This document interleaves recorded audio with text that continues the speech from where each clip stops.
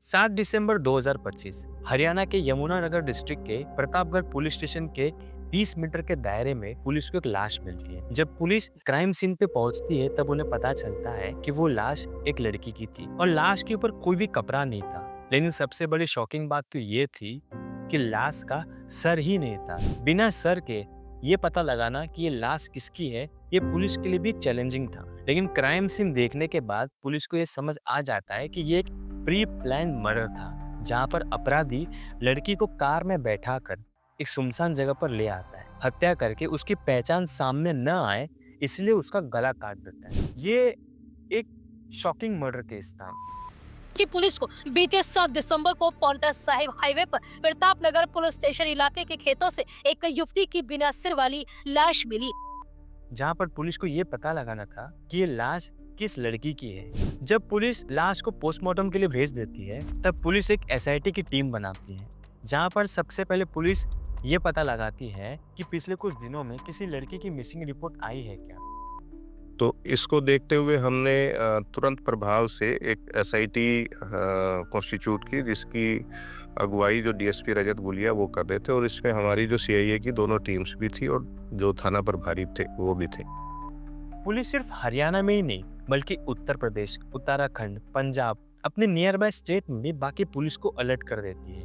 वहां से भी रिपोर्ट्स मंगवाती है कि पिछले कुछ दिनों में किसी लड़की की मिसिंग रिपोर्ट आई है क्या। लेकिन हर जगह से पुलिस को सिर्फ निराशा मिलती है, कहीं से भी कोई क्लू नहीं मिलता कि ये लड़की की लाश किसकी है। फिर उसके बाद पुलिस हाईवे पे लगे हुए सीसीटीवी फुटेजेस को चेक करती है। वहां पर पुलिस की नजर एक स्विफ्ट कार पे जाती है। पहले तो पुलिस को लगा कि एक नॉर्मल गाड़ी होगी, क्योंकि अक्सर हाईवे पे लोग बहुत लंबा ट्रैवल करते हैं और ऊपर से वो टैक्सी भी थी। लेकिन सबसे बड़ी शॉकिंग बात पुलिस के लिए ये थी कि जब पुलिस ने क्राइम सीन को ऑब्जर्व किया तब वहां पे उनको स्विफ्ट कार के टायर के निशान भी मिले थे। फिर पुलिस उस स्विफ्ट कार के नंबर प्लेट का इंफॉर्मेशन निकालती है। इंफॉर्मेशन निकालने के बाद पता चलता है कि वो जो गाड़ी थी वो मोहम्मद बिलाल नाम के लड़के पर रजिस्टर्ड, जो यूपी के सहारनपुर का रहने वाला था। बस इतना पता चलने के बाद पुलिस यूपी निकलती है सहारनपुर के लिए। वहां पहुंचने के बाद पुलिस देखती है कि उसके घर में शादी का माहौल है। पहले तो पुलिस को समझ नहीं आता कि ये चल क्या रहा है। आस पड़ोस के रहने वाले लोगों से पता चला कि 14 दिसंबर को बिलाल की शादी है। फिर पुलिस लोकल लोगों की मदद से बिलाल के बारे में कुछ इंफॉर्मेशंस निकालती है। तब पता चलता है कि बिलाल 2 साल तक एक लड़की के साथ रिलेशनशिप में था। पुलिस को वहां से ऐसा लगने लगता है कि हो ना हो जिस लड़की की लाश हमें मिली है वो उसी लड़की की होगी जिससे बिलाल रिलेशनशिप में था। जब पुलिस इस चीज को और डिटेल में जाती है तब पता चलता है कि बिलाल किसी उमा सिंह नाम की लड़की से रिलेशनशिप में था। जब पुलिस वाले उमा के घर जाते हैं तब पता चलता है कि उमा पिछले कुछ दिनों से मिसिंग है और उसके परिवार वाले कहते हैं कि उमा घर से ये कह के निकली है कि उसे दिल्ली में जॉब लगी है। ये कहकर वो घर से निकल गई, लेकिन उसके बाद ना तो उसका कोई कॉल आया ना ही उसकी कोई खबर।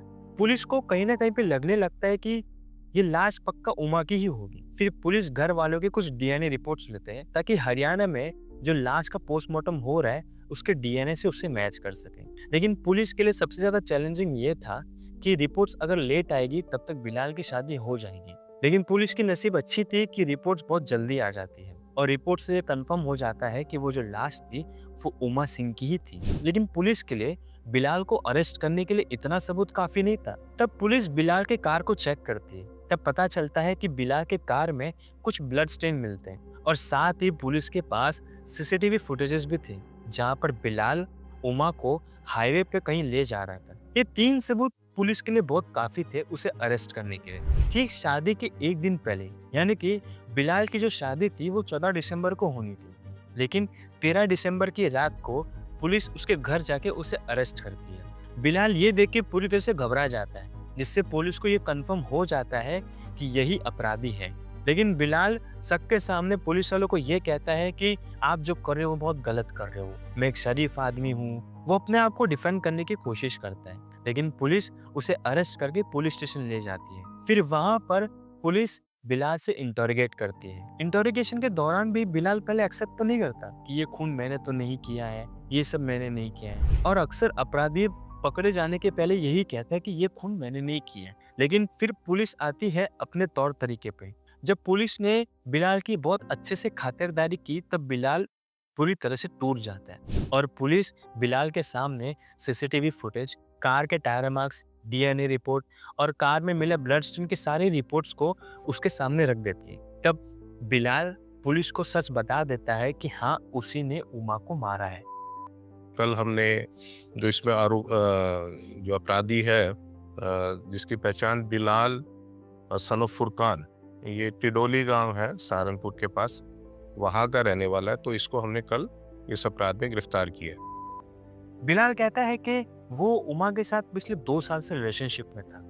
वो दोनों एक दूसरे से प्यार करते थे, लेकिन उमा को उसकी फैमिली कभी एक्सेप्ट नहीं करेगी और उसके माँ बाप ने उसकी शादी किसी और लड़के से फिक्स कर दी थी जो 14 दिसंबर को होने वाली थी और बिलाल को उमा को छोड़ना था। लेकिन जब उमा को ये बात पता चली कि बिलाल की शादी 14 दिसंबर को होने वाली है, तब उमा बिलाल के ऊपर प्रेशर डालना स्टार्ट कर देती है कि तुम मुझसे शादी करो, अगर नहीं करोगे तो मैं तुम्हारे घर आके सबको बता दूंगी कि तुम मेरे साथ रिलेशनशिप में थे। और बिलाल को इस चीज का बहुत ही ज्यादा डर था कि अगर उमा बता देगी तो ये शादी जो है वो मेरी टूट जाएगी, और ये डर बिलाल को सताने लगा। फिर बिलाल क्या करता है कि वो उमा को मारने का प्लान बनाता है। तो 6 दिसंबर को वो उमा को उसके घर से पिकअप करके दिल्ली के रास्ते ले जाता है। तब उसे हाईवे के यहाँ पे कलेसर नेशनल पार्क दिखता है। वहां पर वो गाड़ी को मोड़ लेता है और एक सुनसान रास्ते पर ले जाता है। फिर उसके बाद किसी बहाने से वो पीछे वाली सीट में आके बैठ जाता है। फिर वो सीट बेल्ट की मदद से उमा का गला घोट के उसकी हत्या कर देता है। हत्या करने के बाद उसे कहीं ना कहीं एक डर सताता है कि जब ये लाश पुलिस को मिलेगी तब पुलिस मेरे तक आसानी से पहुंच जाएगी। तब वो चाकू के मदद से उसके गर्दन को काट देता है। फिर उसके सर को और कपड़े को एक प्लास्टिक की थैली में बांधकर कहीं दूर फेंक देता है और उसकी लाश को प्रतापनगर पुलिस स्टेशन के 20 मीटर के दायरे के आसपास फेंक देता है। तो पुलिस बिलाल को मर्डर और एविडेंस मिटाने के चार्जेस में अरेस्ट करती है। और ये कहानी यहीं पे खत्म नहीं होती, क्योंकि ये कोई पहला केस नहीं है। इसके पहले भी लिविंग रिलेशनशिप के नाम पर डर, झूठ और प्रेशर ने कहानियों को खूनी अंजाम तक पहुंचाया है। चाहे वो श्रद्धा वोलकर केस हो, जहां शादी की बात पर हुआ झगड़ा गला घोटने और लाश के टुकड़ों तक जा पहुंचता है, बेंगलुरु का केस जहां कमिटमेंट के डर ने सूटकेस मर्डर को अंजाम दिया। बिलाल फिलहाल पुलिस रिमांड पर है। तो ये था एक ऐसा क्राइम जहां पर दूल्हा एक लिविंग रिलेशनशिप में परेशान होकर अपनी लिविंग पार्टनर की हत्या कर देता है, और भी बेरहम तरीके से। और ठीक शादी के एक दिन पहले उसकी सच्चाई सब लोगों के सामने आ जाती है। सोचो उस परिवार वालों को क्या हालत हुआ होगा। जिस घर में शादी थी उसी शादी वाले घर को न्यूज रिपोर्टर्स ने घेर लिया। तो मिलते हैं अगले एपिसोड में एक नए केस के साथ। तब तक के लिए आप अपना और अपने परिवार का ख्याल रखें। जय हिंद।